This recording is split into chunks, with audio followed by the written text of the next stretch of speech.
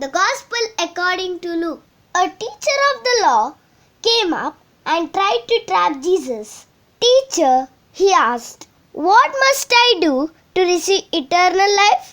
Jesus answered him, "What do the scriptures say? How do you interpret them?"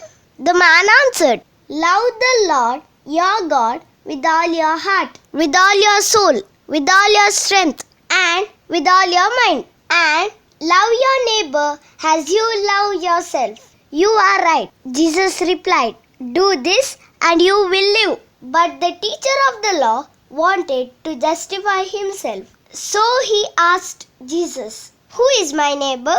Jesus answered, "There was once a man who was going down from Jerusalem to Jericho when robbers attacked him, stripped him, and beat him up, leaving him half dead. It so happened that a priest was going down that road, but when he saw the man, he walked on by on the other side. In the same way, a Levite also came along, went over and looked at the man, and then walked on by on the other side.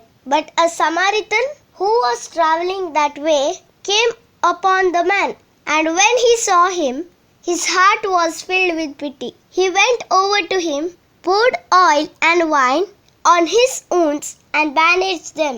Then he put the man on his own animal and took him to an inn, where he took care of him. The next day he took out 2 silver coins and gave them to the innkeeper.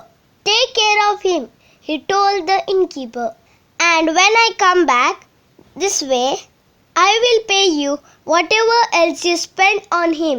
And Jesus concluded, "In your opinion, which one of these 3 act like a neighbor towards the man attacked by robbers?" The teacher of the law answered, "The one who was kind to him."